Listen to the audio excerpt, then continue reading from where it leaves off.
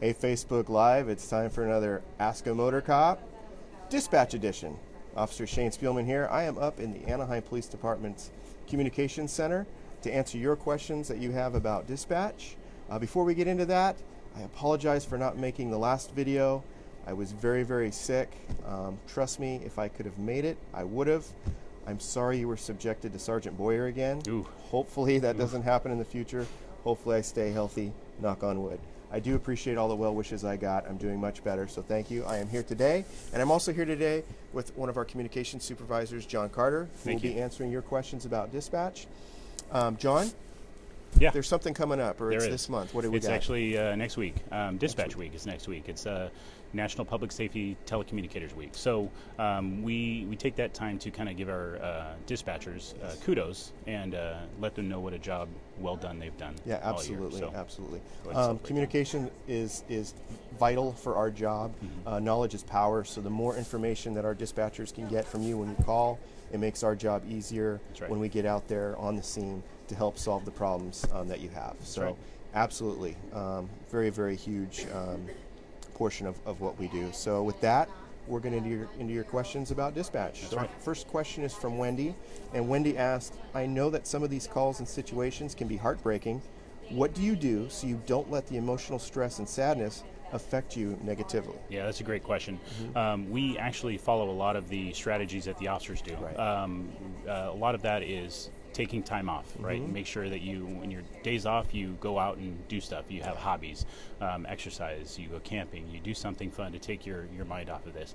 We have a lot of resources here at the PD also that if we need to, we can talk to somebody. Somebody's always available. Peer support's great. Oh, absolutely. So, yeah, we have a lot of that available to us. Yeah, de-stressing is huge.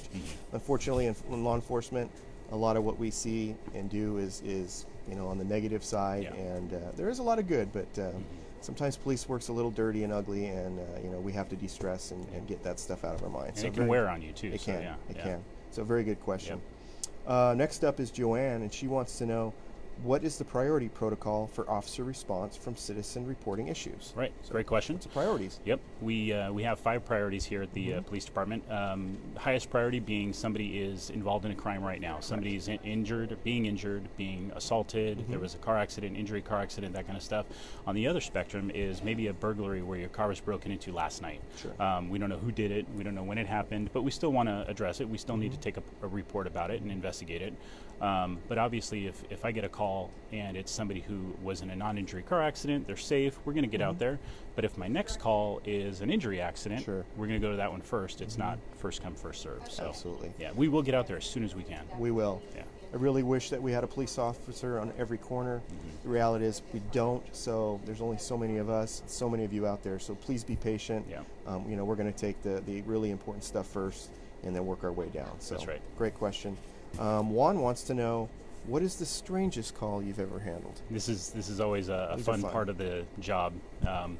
We, as dispatchers, we always, friends and family are always asking the same thing, so we always have to kind of have a story chambered. And I was asking my dispatchers today out here on the floor, and somebody was telling me about a lady. This one's good. She was in a rental car. She decided she needed to take a nap. She parked under a tree. Car was on. Air conditioner was going. Everything's good. She wakes up from her nap. Battery is dead in the car. The car is no longer in the shade, and it's hot. And her windows are cracked, but she's hot. She calls 911 in a panic. She calls us. She says she's trapped in her car. The dispatcher politely informed her that all she had to do was pull the handle, open the door. Fresh air rushes in, and the day is saved. So she made it through. Another one that we had is mother. She needs a snack. She sees some brownies. They're her teenage son's brownies. They're not the regular brownies, though, if you know what I'm saying. Oh, no. Yeah. So she was feeling a little loopy after eating all of the brownies, not just one. She was hungry. Sometimes you get snacky. I get it. Sweet tooth. Yeah. So she called us a little bit panicked, which I get it. Yeah, you don't know what's in those things. So, those are some of the calls that we get. Yeah.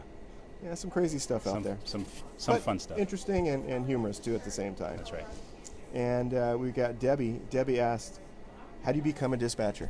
Good question. Great question. We need help. We want more dispatchers. Becoming a dispatcher is not as hard as people think. No. You need a high school diploma, and you need to apply. Right. Just apply. You don't need to go to special training. We'll actually send you to training and pay you to do it. Just go to AnaheiMPD.org. Right. If you see a dispatch job opening, apply. Absolutely. And you'll go through the process. It's the same background process and testing process, very similar to what the officers go through.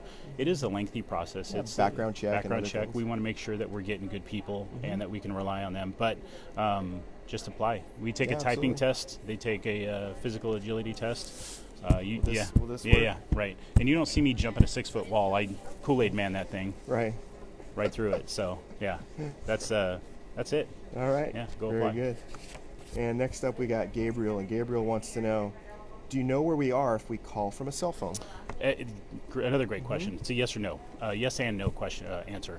Back in the old days, you'd be able to call 911 from your house phone, set the phone down, and help would come. That's not the case anymore. Yeah. With GPS technology in your cell phone, it's getting better, but we still don't know exactly where you are, and we need to know exactly where you are. For example, Lincoln and Harbor, it's a huge intersection. If you say you're at Lincoln and Harbor, where are you there, right? You could be at any one of those businesses, you could be on the corner, however.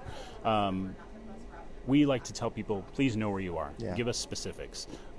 If you set the phone down and we don't know where you are, chances are we're not going to find you. And it's scary. So we got to know where you are. Yeah, be very descriptive. If you don't know the exact address, tell us the name of the business you're in front of, a landmark, just be extremely descriptive. Yep. So that way we can get to you. And that's the most important piece of information. If you can't give us anything else, your location, that's what we need. And that kind of ties into our last question here is, what should we expect when we call 911? Yep, another great question. A lot of people haven't had to call 911 before, which is a good thing. Right. We ask a lot of questions, and that's our job. And our job is to paint a picture for the officers in the field so that they know what's going on before they get there. They don't like surprises, and understandably, they shouldn't.